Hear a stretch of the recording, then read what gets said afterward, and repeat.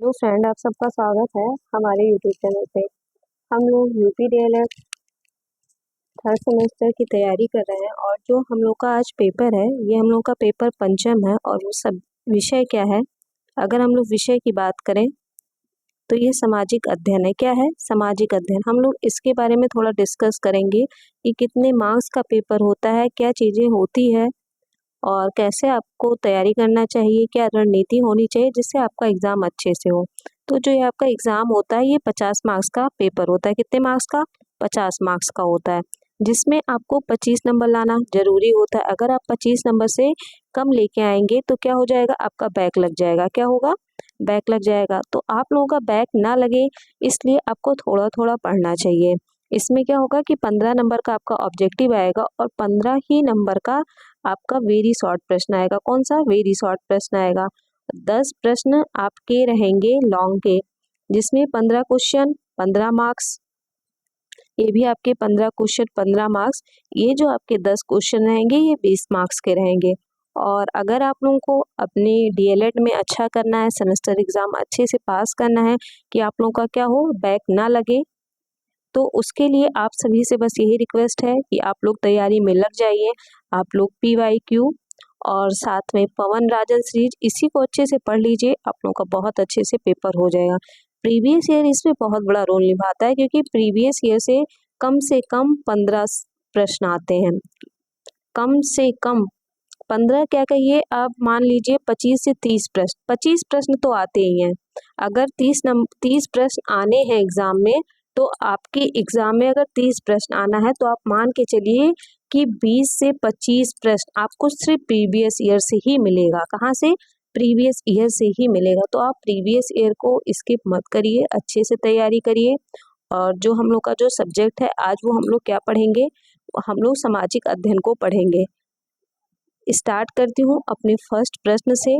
और अगर आप चैनल पे नए हैं तो चैनल को सब्सक्राइब जरूर कर लें, बेल आइकन दबा लीजिए ऑल नोटिफिकेशन का, जिस जैसे ही आपको क्लास की नोटिफिकेशन मिल जाया करे। हमने आपको हम लोग का जो सेकंड पेपर है समावेशी शिक्षा, उसके कुछ प्रीवियस ईयर के मैक्सिमम जो ऑब्जेक्टिव प्रश्न हैं वो हो गए हैं। बस एक दो ईयर का बचा हुआ है, वो भी करा दूंगी। उसके बाद मैं कंप्लीट प्रीवियस ईयर करा दूंगी। तो इसलिए आप लोग परेशान मत होइए, अच्छे से तैयारी करिए, प्रीवियस ईयर को स्किप मत करिए। आप सेकेंड सेमेस्टर एग्जाम दिए हैं, फर्स्ट सेमेस्टर दिए हैं, तो आपको आइडिया हो गया है कि कहाँ से प्रश्न आते हैं, क्या चीज़ें हमें पढ़ना है, क्या चीज़ें नहीं पढ़ना है। तो आप इतना आइडिया आप लोगों को हो गया है। इसलिए बस ध्यान रखिए कि प्रीवियस ईयर स्किप नहीं करना है, जितना हो सके उतना प्रीवियस ईयर पढ़ना है।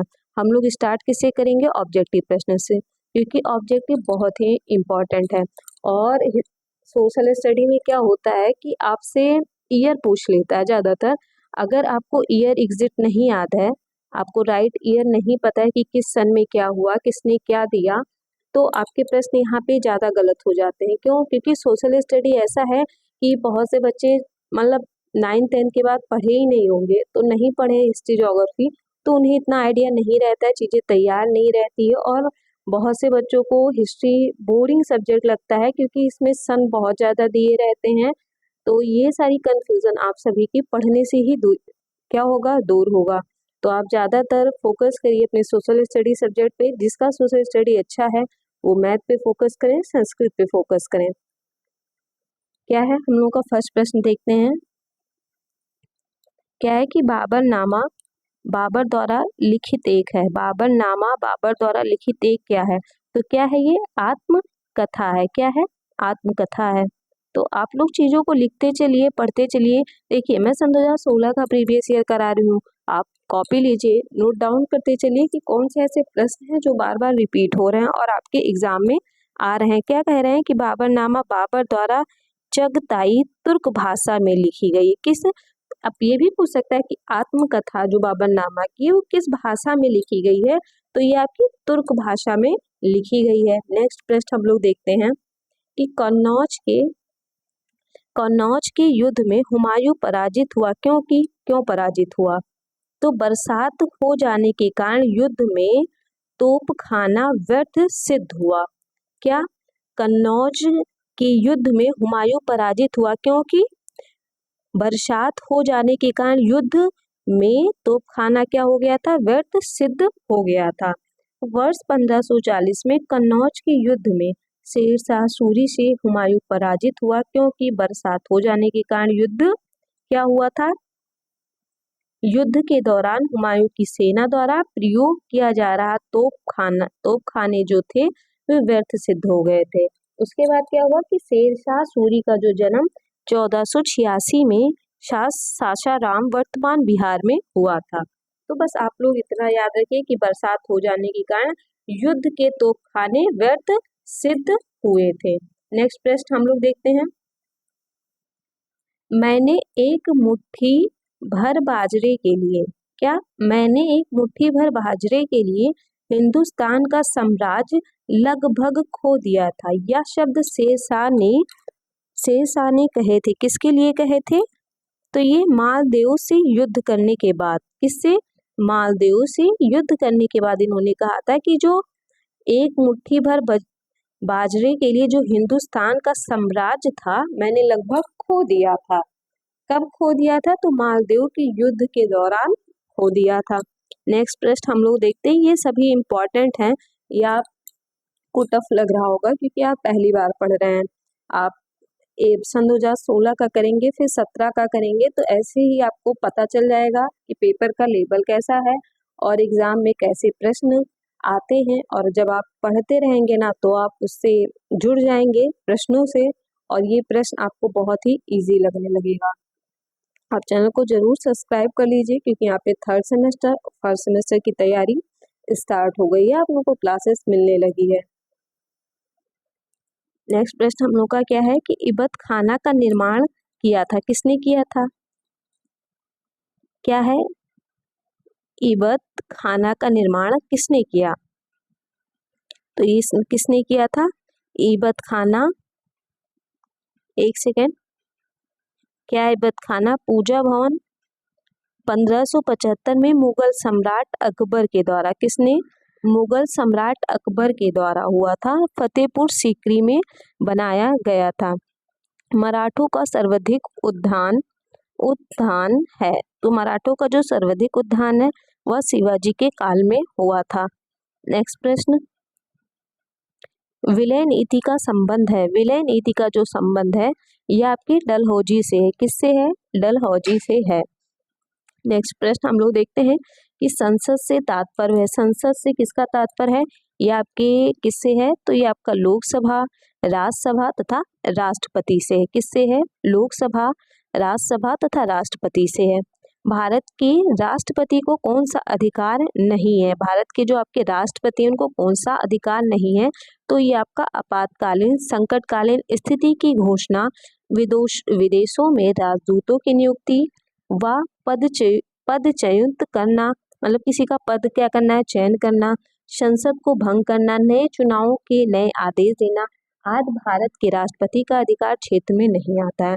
जबकि लोकसभा के सदस्यों की नियुक्ति, पद चयन करना राष्ट्रपति के अधिकार क्षेत्र की बात नहीं है।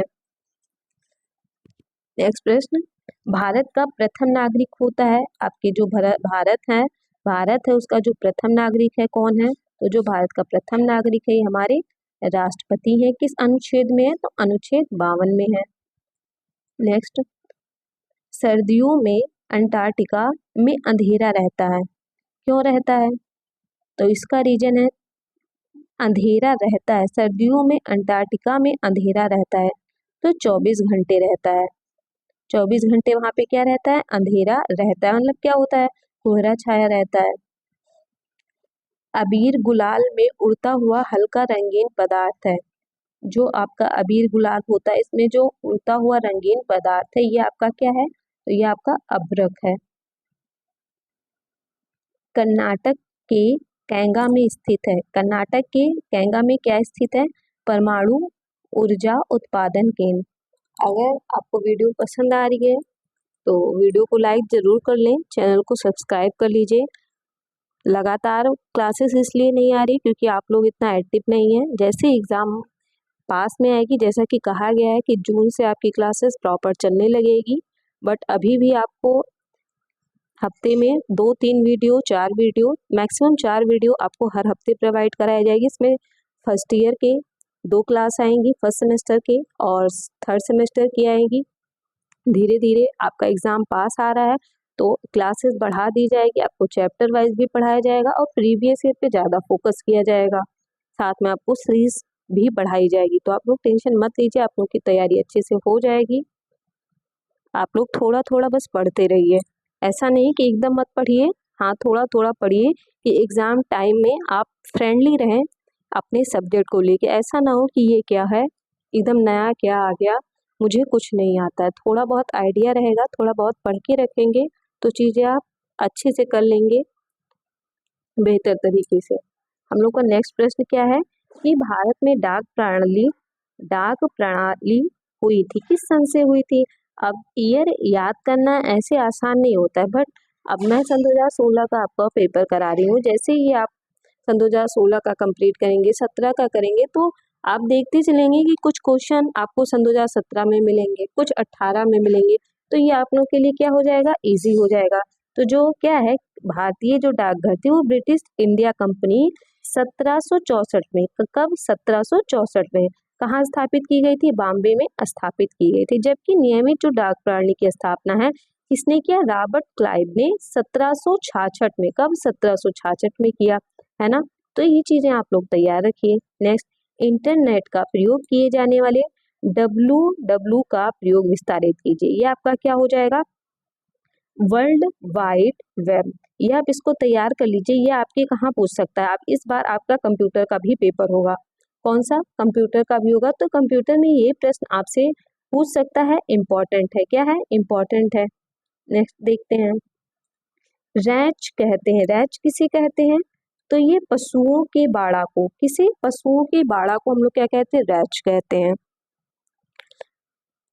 अभी मैं आप लोगों को ऑब्जेक्टिव प्रश्न ही कराऊंगी। ऑब्जेक्टिव कंप्लीट कराने के बाद मैं आप लोगों को अति लघु और लघुत्तरीय प्रश्न कराऊंगी। ज़्यादा लंबी वीडियो मैं इसलिए अभी नहीं बना रही हूँ क्योंकि एग्ज़ाम अभी दूर है, जुलाई अगस्त में, और ज़्यादातर बच्चे क्या करते हैं, एग्ज़ाम फॉर्म की जब डेट आ जाती है तब बच्चे पढ़ना स्टार्ट करते हैं। क्या करते हैं, पढ़ना स्टार्ट करते हैं। तो हम इतने लेट से तो क्लासेस नहीं स्टार्ट करेंगे, अभी थोड़ा थोड़ा, बट जैसे ही आप लोगों का जून स्टार्ट हो जाएगा वैसे ही आपको 3 वीडियो मिलने लगेगी। क्या होगा, एक में ऑब्जेक्टिव, एक में वेरी शॉर्ट, एक में क्या होगा, लॉन्ग। इससे क्या होगा, आपको ऑब्जेक्टिव एक वीडियो में मिल जाएगा, वेरी शॉर्ट, लॉन्ग। बट मैं क्लासेस इसलिए अभी से ही शुरू कर दी हूँ कि थोड़ा बहुत आप लोग पढ़ते रहिए, तैयारी करते रहिए। हमारी जो है कॉन्सेप्ट की क्लास समावेशी शिक्षा की चल रही है। हम लोगों ने चैप्टर फर्स्ट, चैप्टर सेकंड पढ़ लिया है। अब चैप्टर सेकंड में कुछ टॉपिक्स बचे हुए हैं, उसको पढ़ेंगे। उसके बाद हम लोग चैप्टर थर्ड पढ़ना स्टार्ट कर देंगे। तो आपको चैप्टर वाइज भी पढ़ना है कि आपके कॉन्सेप्ट क्लियर रहे, और आपको प्रीवियस ईयर भी पढ़ना है क्योंकि आपको ये पता हो कि हमारे एग्जाम में आता क्या है। तो इसीलिए आप लोग तैयारी में लग जाइए, तैयारी ज़रूर करिए, पढ़ते रहिए। चैनल पे नए हैं तो चैनल को सब्सक्राइब कर लीजिए, बेल आइकन दबा लीजिए, ऑल नोटिफिकेशन का जैसे ही क्लास आए आप सभी को नोटिफिकेशन मिल जाए। और आपको अगर PDF चाहिए तो आप टेलीग्राम चैनल से ज़रूर जुड़ जाइए क्योंकि वहाँ पे आपको PDF मिल जाएगा। तो अगर आप कोई चीज़ एक बार पढ़ लेते हैं और दोबारा उसको रिवीजन कर लेते हैं तो आपके माइंड में वो चीज़ें सेट हो जाती है। तो हमारे टेलीग्राम चैनल से भी जुड़ जाइए। मिलती हूँ आप सभी से नेक्स्ट वीडियो में। धन्यवाद।